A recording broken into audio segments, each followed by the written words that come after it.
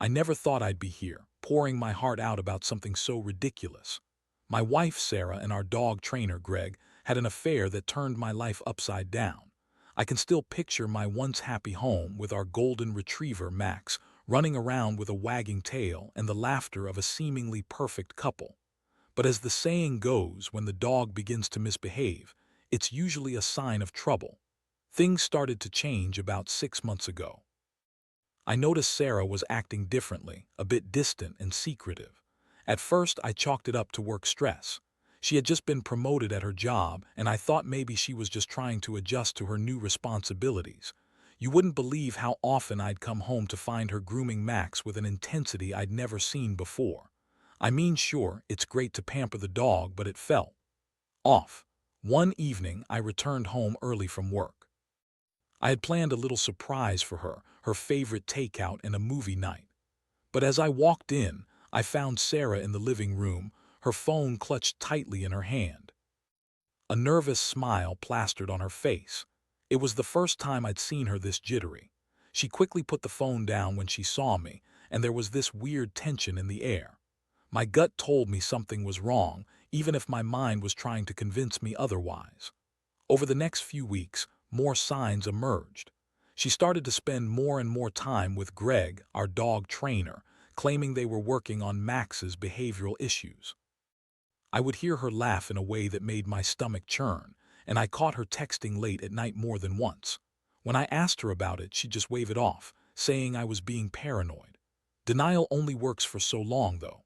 The real kicker came one Saturday afternoon.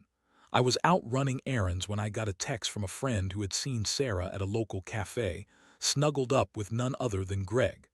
I felt the world around me start to spin. I raced home, my heart pounding, the air in my lungs feeling tight. I couldn't believe it. I thought about all the trust I had placed in, all the love I had given. When I confronted her that evening, it was like opening a floodgate. "Why were you out with Greg?" I asked, trying to keep my voice steady, though I was trembling inside. She rolled her eyes, claiming they were just friends. Friends, really. The way she'd been giggling like a schoolgirl in the kitchen while holding her phone suddenly made sense. I demanded the truth, and it came out in a torrent of half-hearted excuses and straight-up lies. "He's just helping with Max's training." She insisted, her voice rising defensively, but I knew better. I could sense the guilt hanging in the air like a thick fog. I cut through her excuses, laying out everything I'd seen and heard. The more I pressed, the more agitated she became. Finally, she snapped, "You're being ridiculous. You're overreacting." Her anger was infuriating, but it also made me realize how deluded she was. It was as if she believed her own lies. That's when it hit me. She wasn't just cheating on me. She was also trying to manipulate me into questioning my reality. The betrayal stung like 1,000 bees. I felt anger boiling beneath the surface, but sadness came crashing down soon after. I loved her. We had built a life together, and here she was, throwing it away for a dog trainer. My heart was shattered, and I was left to pick up the pieces alone. The emotional fallout was hard to navigate. I felt humiliated, crushed, and furious all at once. I had devoted so much to our relationship, and now it felt like everything was slipping through my fingers. I spent sleepless nights tossing and turning, questions swirling in my head like a tornado. What had I done wrong? Was there something I could have done differently? As I sat on the couch one night, the weight of the situation bearing down on me, I realized I had a choice to make. I had to decide how I wanted to move forward. Part of me wanted to fight for our marriage, but another part screamed for revenge. I resolved right then and there. I would get my own back. I began to plan. I would secure full custody of Max. He was my dog too, and there was no way I was letting her keep him after what she had done. It was a twisted sense of justice, but it felt like the only way I could reclaim some power in this mess. As I set my plan into motion, I couldn't help but reflect on the whole situation. I felt like I had entered a new stage of life, one that was raw and painful but also oddly liberating. I was finally free to make choices for myself without Sarah holding me back. It was time to take control. I had learned a lot from this experience, and if there's one piece of advice I'd give to anyone in a similar situation, it's this: trust your instincts. When something feels off, pay attention. Don't let love blind you to the truth. As the days passed, I began to focus on my plan more intently. I needed evidence of Sarah's infidelity to ensure that I had a solid case for custody of Max. I enlisted the help of a close friend, Jake, who had a knack for technology. He agreed to help me set up discreet surveillance. Jake was a good guy, always had my back, and I knew I could count on him to keep things under wraps. We decided to utilize a combination of social media and tracking apps. It felt wrong to invade her privacy like this, but I pushed that guilt aside. I reminded myself that Sarah had crossed a line and that I needed proof. I also made a habit of checking her social media accounts, and that's when I discovered something shocking. One night, she posted a photo on Instagram of her and Greg at one of their training sessions with Max. In the picture, they were both laughing, looking far too close for comfort. I felt bile rise in my throat as I studied that photo, her hand resting casually on his shoulder, their grins wide and unbothered. I wanted to scream, "This is my dog too." But instead, I remained silent, stewing in my anger. Jake helped me install a monitoring app on her phone, which allowed me to track her location. It was an unsettling experience, but I felt that I had no other choice. I was in the midst of trying to reclaim my life, and I couldn't let her get away with this betrayal. As I watched her movements, I began to see a pattern. Most days she would leave for her workout sessions with Greg right after I left for work. It was clear they were spending a lot of time together. One evening, I decided to follow her. I was nervous, but I felt like I needed to see for myself what was really happening. I waited until she left for one of her sessions. Then I hopped in my car and followed her to a nearby park where they often trained Max. My heart raced as I drove, a mix of anger and anxiety bubbling beneath the surface. When I arrived, I parked a discreet distance away and watched. My heart sank as I saw them.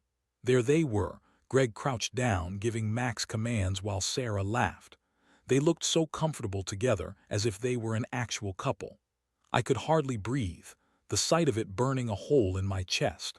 I tried to convince myself that it was just a dog training session, but the intimacy of their interactions told a different story. After what felt like an eternity, Sarah kneeled beside Greg, her fingers brushing against his arm as she pointed out something to him. The way she looked at him was like a slap to the face. It was a look she hadn't given me in years. I had seen that same spark in her eyes when we first started dating, and it made my stomach churn. Anger surged through me. I wanted to storm over there and confront them both, but I knew that wouldn't be wise. Instead, I pulled out my phone and snapped a few pictures. This was the evidence I needed, and I could use it later to cement my case for custody. After watching for a while longer, I left, my mind whirling with thoughts of betrayal. I didn't realize how deeply this would affect me until I got home. I felt overwhelmed, as if I had been punched in the gut. I locked myself in my room, replaying the images of Sarah and Greg in my head. It was a sickening feeling, a mix of anger and heartbreak. That night, I confronted Sarah again. I felt like a detective, armed with my evidence. I had printed out the photos and saved the messages I had seen. I waited until she came home, heart pounding, ready to finally lay it all on the table. When she walked through the door, I could see the slight blush on her cheeks. She was in a good mood, and I could tell she wasn't expecting what came next. "We need to talk," I said, my voice steady despite the turmoil inside. "About what?" she replied, a hint of annoyance creeping into her tone. "About you and Greg," I said, pulling out the printed photos and tossing them onto the coffee table. "Care to explain?" Her expression shifted instantly, turning from casual to defensive. She picked up the photos, her eyes wide, and I could see the gears turning in her head as she scrambled to come up with an excuse. "These are just training sessions. You're twisting it. You're holding hands with him in one of these pictures. I don't think there's much to twist here, Sarah," I shot back. The confrontation escalated with her insisting I was being unreasonable. "You're overreacting. Why are you doing this?" she exclaimed, her voice rising. "Why? Because you're cheating on me. You've broken my trust." I felt a wave of sadness wash over me, but I didn't back down. After a long, heated discussion filled with accusations and denial, it became painfully clear that Sarah wasn't going to take responsibility for her actions. She kept playing the victim, claiming I was the one being controlling and paranoid. Her manipulation was infuriating, and I realized that trying to reason with her was futile. I felt the weight of my decision pressing down on me more than ever. I couldn't stay in a marriage where trust had been shattered like glass. The emotional roller coaster had taken its toll, and I knew I had to make a choice. It was increasingly clear that Sarah had no intention of ending her affair, and I was done being the fool. I would fight for Max, and I would make sure he had a loving home, one that didn't include Sarah's deception. That night, as I lay in bed, I felt a strange sense of clarity. I realized that I had the power to take control of my life again. I would move forward not for Sarah but for myself and for the beautiful dog who had done nothing wrong. I was ready to fight for what mattered most to me. The next few days were a blur of emotions and decision-making. I spent hours researching custody laws and pet ownership rights, wanting to ensure I had everything in order. If I was going to go through with this, I needed to be prepared. I wanted to make sure I didn't just flail around with anger. I wanted a solid plan. Jake was instrumental in helping me through this process. He had connections with a family law attorney, and he set up a meeting for me. As I sat in the lawyer's office, I explained my situation. The attorney, a no-nonsense woman named Linda, listened intently as I recounted the events leading to this point. When I mentioned Sarah's affair, her brow furrowed. "Listen, the fact that you have proof of her infidelity does help your case significantly, especially when it comes to custody of Max. In most states, pets are considered property in a divorce, but I've seen cases where emotional bonds are taken into account, especially if one partner was responsible for the pet's primary care," she explained. That was all I needed to hear. It felt vindicating to know that my love for Max could actually be a deciding factor in this battle. Linda advised me to start documenting everything I could regarding Sarah's behavior and involvement with Greg. I made a mental note to keep track of Max's training sessions and any other time they spent together. With renewed determination, I set up a log. I recorded the dates and times of Sarah's outings with Greg, noting the length of time she was gone and any peculiar behaviors I observed upon her return. It felt a bit like stalking, but I convinced myself it was for a good reason. I needed to show that I was the one who had been responsible for Max's care, and that I could provide a stable environment for him. As I continued gathering evidence, I also began to emotionally detach from Sarah. I realized that I had been putting so much effort into salvaging our relationship that I hadn't been focusing on myself. I started going to the gym regularly, using it as an outlet for my frustration and sadness. It felt good to channel my energy into something productive. I began to feel stronger, both physically and mentally.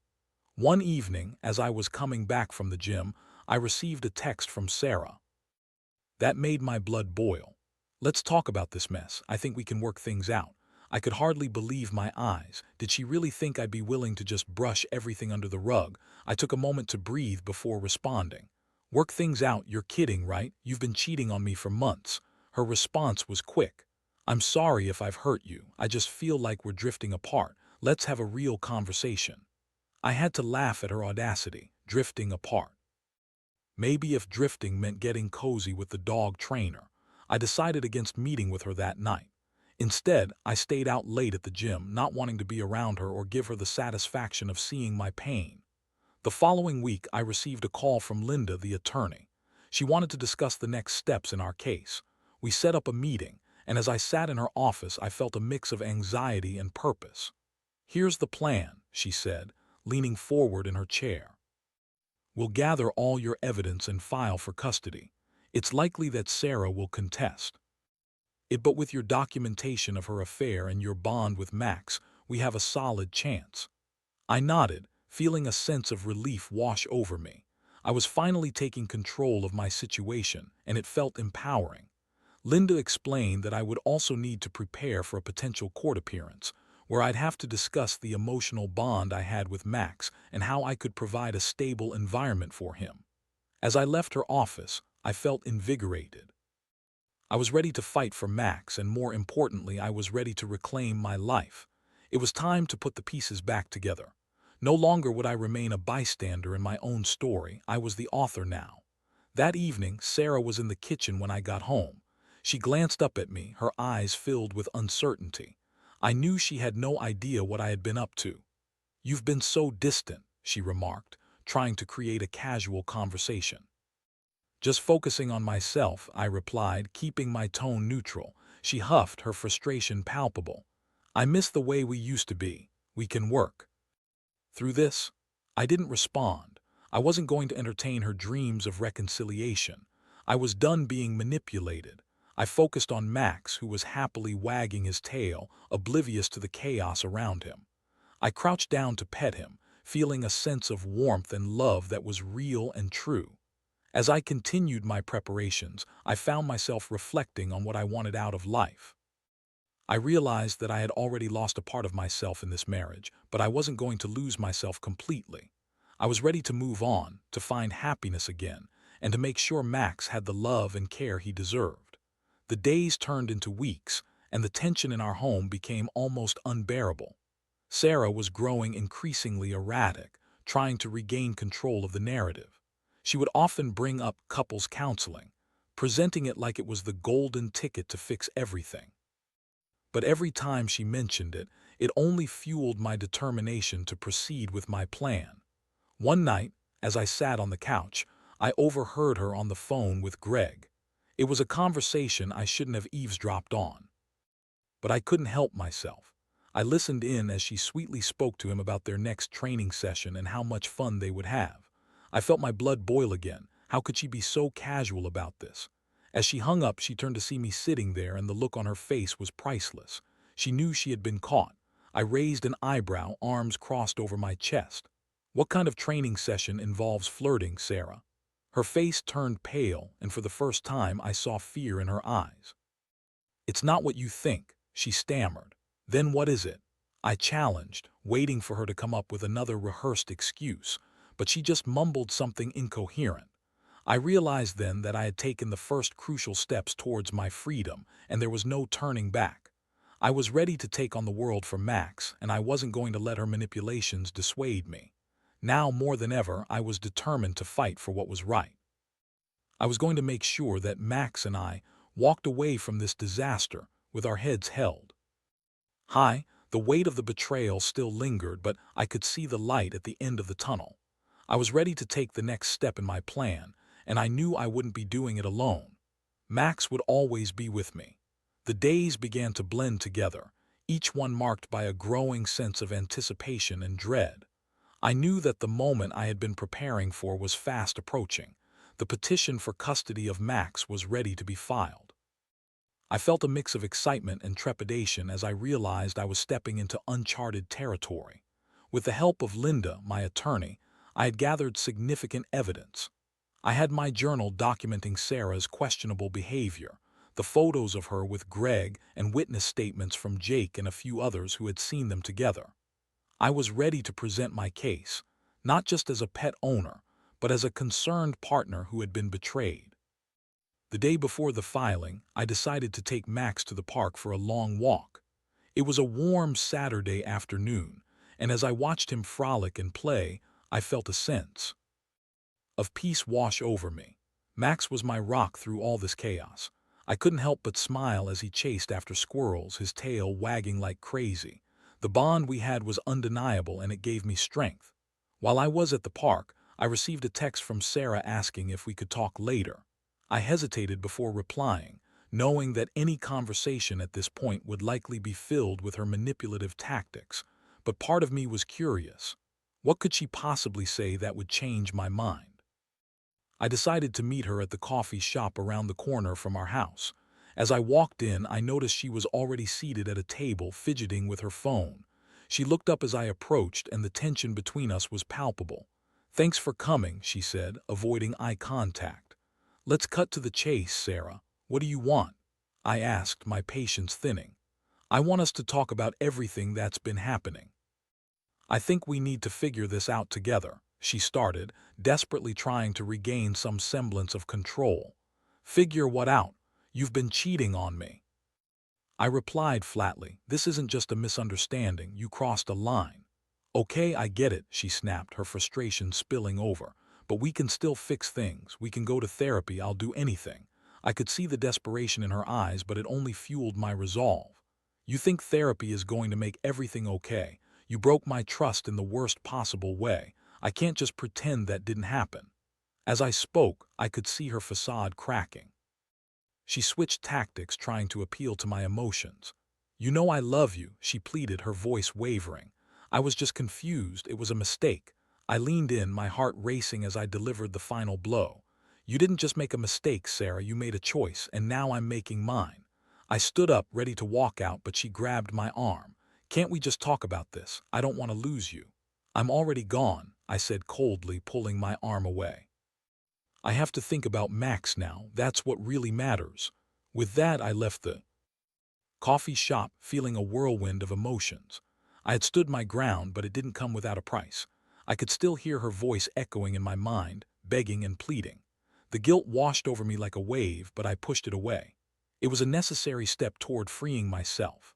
The following day, I walked into Linda's office, ready to file for custody of Max.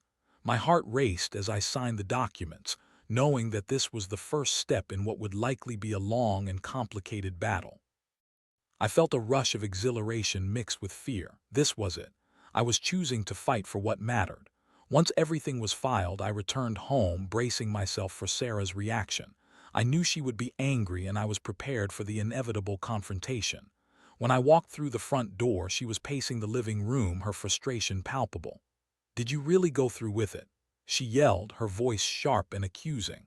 "Of course I did," I replied calmly. "You think I was going to let you walk all over me? Max is our dog, you can't just take him." She screamed, her face flushed with rage. "We both know who has been taking care of him," I countered, my voice steady. "You've been too busy with Greg to even notice him half the time." Her eyes narrowed, and I could see the realization hitting her hard. She was losing control. "You're being petty, you're going to ruin us over a dog." I could see the panic in her eyes, knowing that her world was crumbling around her. "You did this to yourself, Sarah. I'm not ruining anything. I'm just trying to do what's right for Max." The argument escalated, with her throwing accusations and insults, trying to provoke me into a reaction. But I stood firm, refusing to let her manipulative tactics pull me back into her web. I had come too far to turn back now. Days turned into a week, and as the custody battle began to unfold, I found myself immersed in a world I never thought I'd be a part of. We received a court date, and I prepared myself for the challenge ahead. I knew Sarah would fight tooth and nail to keep Max, but I felt a newfound sense of determination. Jake supported me through it all, helping me gather any additional evidence I might need. He even offered to testify on my behalf about the times he had seen Sarah with Greg. I was grateful to have someone in my corner, and it made the whole ordeal feel a little less daunting. As the court date approached, I felt the weight of anxiety settle on my chest. I wanted to believe that I could win this, but doubt crept in from time to time. What if the judge didn't see things my way? What if my bond with Max wasn't enough to outweigh Sarah's claims of being a dedicated owner? But I pushed those thoughts aside. I was committed to showing that I could provide a loving and stable environment for Max. I wanted to prove to the court that our relationship was built on trust and loyalty, unlike anything Sarah could offer. Finally, the day of the hearing arrived. I walked into the courthouse, my heart pounding in my chest. I had been preparing for this moment for weeks, and now that it was here, I felt a mix of fear and adrenaline coursing through me.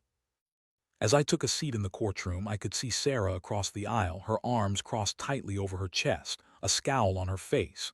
She looked like a woman determined to fight, and I knew this wasn't going to be easy. The judge entered, and I felt a hush fall over the room. I took a deep breath, reminding myself that this was for Max. I was ready to fight for him, no matter what it took. As the proceedings began, I listened carefully to the arguments being made. I knew Sarah would try to paint herself as the more responsible owner, but I was determined to highlight our bond and my commitment to Max's well-being. The first witness called was Jake. As he took the stand, I could feel my heart race. He recounted the times he had seen Sarah with Greg and how often she neglected Max during their affair. It was powerful testimony, and I could see Sarah's frustration growing with each passing moment. As the day dragged on, it became increasingly clear that Sarah was in over her head. Her attempts to manipulate the situation only seemed to backfire, and I felt a surge of hope. I had come this far and I was ready to see this through to the end. Finally, it was my turn to take the stand. As I stood there, I felt the weight of the world on my shoulders. I looked directly at the judge, trying to project confidence, even though my heart was racing. I just want to say that Max is my best friend. He's been there for me through thick and thin, and I want to provide him with the love and stability he deserves. I said, my voice steady. The judge nodded, and I continued, detailing the times Max and I had spent together, the training we had done, and how I had always put his needs first. I could see the judge taking notes, and I felt a sense of relief wash over me. After an exhausting day, the hearing came to a close. The judge adjourned the court, and I walked out, feeling a mix of emotions. I had laid everything on the line, and now it was up to the court to decide. As I drove home, I felt a sense of calm wash over me. No matter the outcome, I had fought for what mattered most. I had stood up for Max, and that gave me strength. I was ready to embrace whatever came next, knowing that together, Max and I would figure it out. The battle wasn't over, but I could finally see a glimmer of hope shining through the darkness. I was determined to protect our bond, no matter what it took. The waiting period after the court hearing felt like an eternity. Each day dragged on as I anxiously anticipated the judge's decision regarding custody of Max. I found myself fixated on the clock, counting down the hours until I would receive the verdict. My stomach twisted in knots, and I replayed every moment from the hearing in my mind. Had I said the right thing? Did I present my case well enough? Did the judge believe my testimony over Sarah's? In the meantime, Sarah had become increasingly erratic. It was like her true colors were shining through as desperation seeped into her demeanor. She began to stalk my social media, sending me messages filled with passive aggression and veiled threats. One day, she even showed up at my workplace, claiming she wanted to talk. I refused to meet with her, knowing it would only lead to further manipulation and emotional games. The day of the decision arrived, and I felt a mix of hope and dread as I walked into the courthouse. I was accompanied by Jake, who had become my rock through this ordeal. As we sat in the waiting room, I could see Sarah pacing nervously across the hall. She looked frantic, her hair slightly disheveled and her eyes wide with anxiety. "Just breathe, man," Jake said, giving me a reassuring pat on the back. "You've got this. You told your story honestly and you love that dog, that's what matters." I appreciated his support, but the weight of uncertainty still hung over me. As we awaited the judge's arrival, I felt my thoughts spiral. What if the judge didn't see it the way I did? What if Sarah's charm and manipulation worked in her favor? I tried to shake off those thoughts, focusing instead on the bond I had created with Max. Finally, the judge entered the courtroom and the room fell silent. My heart raced as the decision was about to be announced. I could feel the tension in the air, thick and palpable. The judge took a moment to collect their thoughts before addressing the courtroom. "After reviewing the evidence presented and considering the testimonies, I have made a decision regarding the custody of the dog, Max." I held my breath, my hands clenched tightly in my lap. Sarah was visibly on edge, her fingers tapping rhythmically against the table. The court recognizes that pets are family members and that their well-being is paramount. Evidence has shown that both parties have cared for Max. However, it has also been established that there have been significant disruptions in the home environment due to the affair. The judge paused, allowing the words to sink in. My heart pounded in my chest, and I felt the weight of every eye in the room on me. "As such, I am awarding full custody of Max to the petitioner, Mr. Johnson," the judge declared, looking directly at me. Relief washed over me like a wave. I could hardly believe what I had just heard. I felt Jake's hand on my shoulder, squeezing it in celebration. I turned to look at Sarah, who sat in stunned silence, her face drained. However, the judge continued, "The respondent, Mrs. Johnson, will be granted visitation rights every other weekend, provided it does not disrupt Max's routine. I nodded, feeling a mix of satisfaction and empathy. I knew Sarah had to be devastated, but she had created this situation herself. I had fought hard for this outcome, and I was determined to create a loving environment for Max. As the proceedings wrapped up and the courtroom dispersed, I felt a lightness in my chest. I had won, but more importantly, I had fought for what I believed in. I was finally free to build a new life for myself and Max.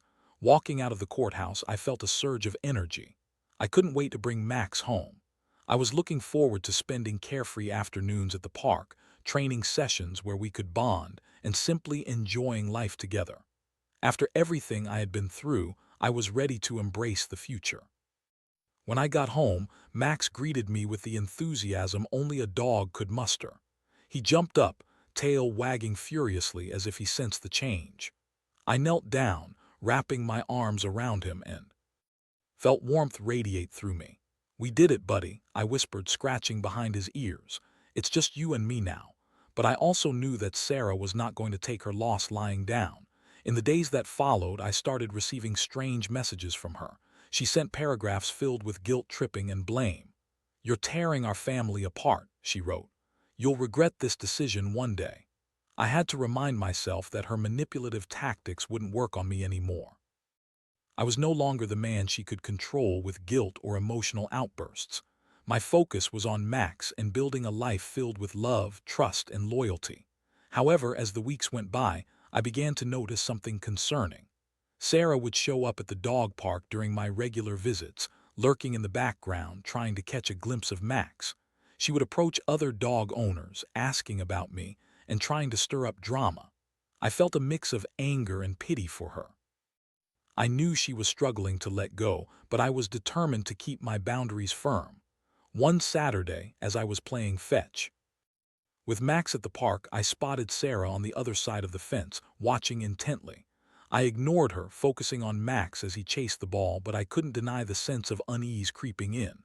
Eventually, she approached me, her voice a mix of desperation and charm. "Can we talk? I promise I won't make a scene," she said, looking genuinely upset. "About what?" I asked warily, not wanting to open the door for more manipulation. "About Max, about us. I just want you to know I never meant for things to get this far. I want to be a better person. I want us to be a family again," she pleaded. I shook my head firmly. "It's too late for that, Sarah. You made your choices, and now it's time to live with the consequences. I'm not going to let you come back into my life and disrupt what I've built." "But he's my dog too," she cried, panic evident in her voice. "He's not just a possession, Sarah. He's family to me, and I will do everything I can to protect him from your toxic behavior." With that, I turned my back on her. I couldn't let her drag me back into her web of manipulation.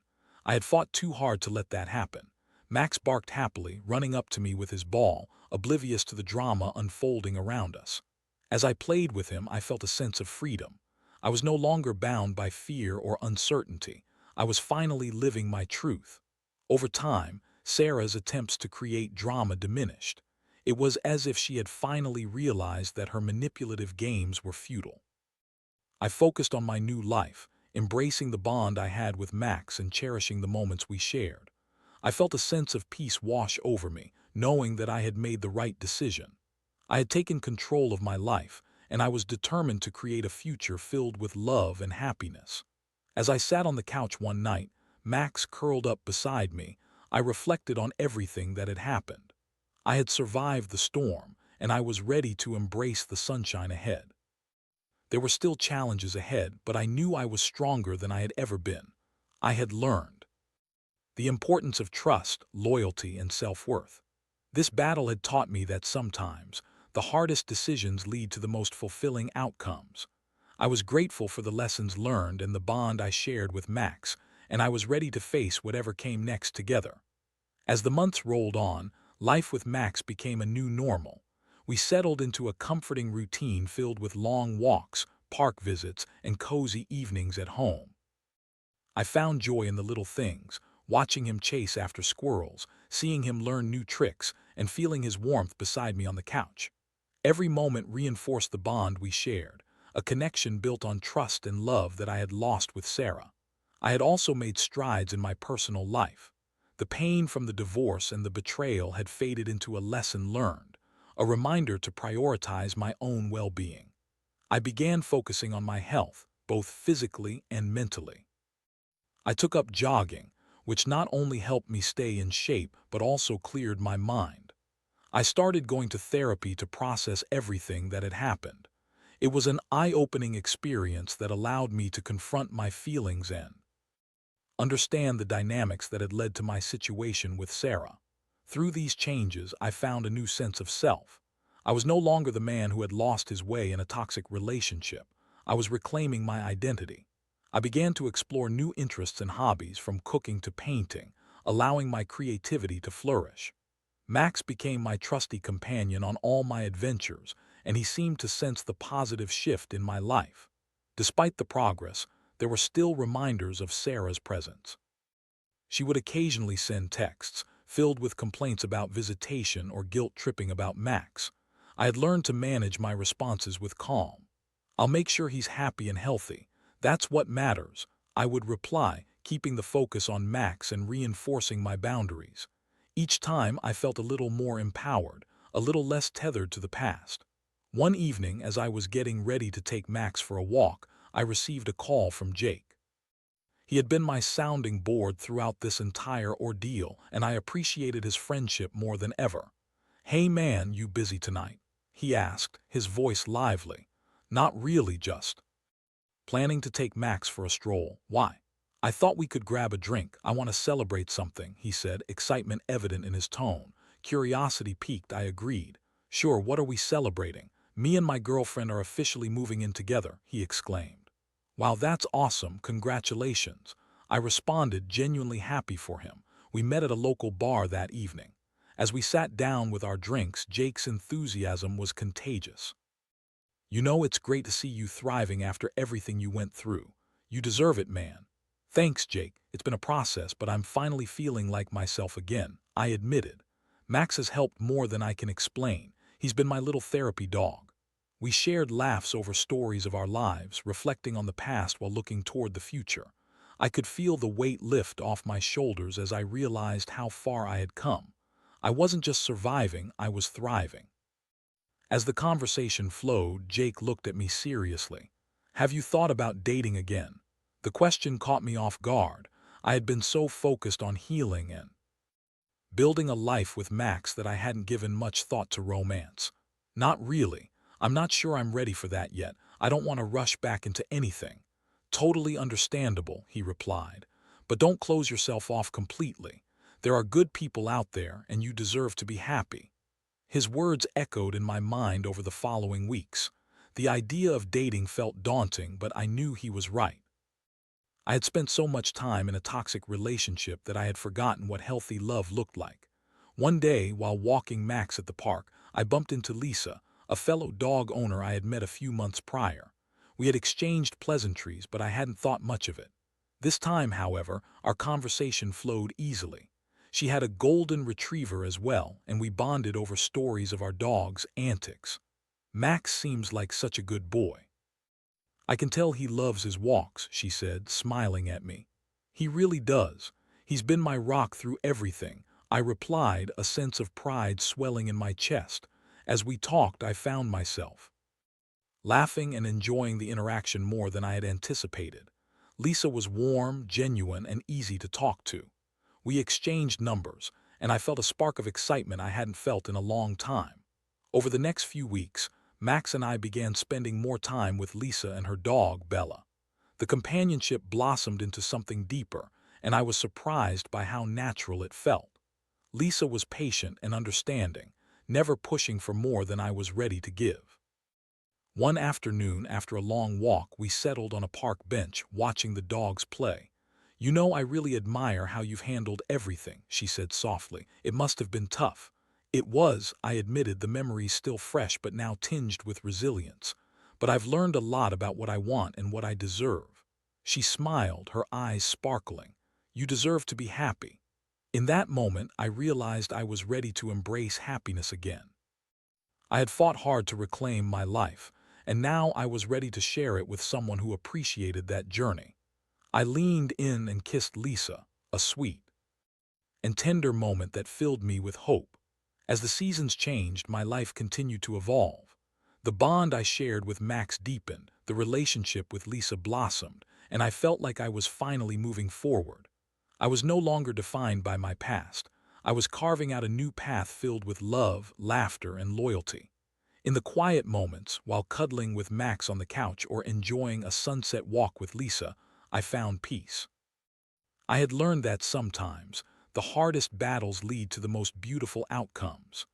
I emerged stronger, wiser, and ready to embrace whatever life had in store for me. No longer just a survivor of betrayal, I was becoming a thriver, a testament to resilience and the unconditional love of a dog who had been by my side through it all.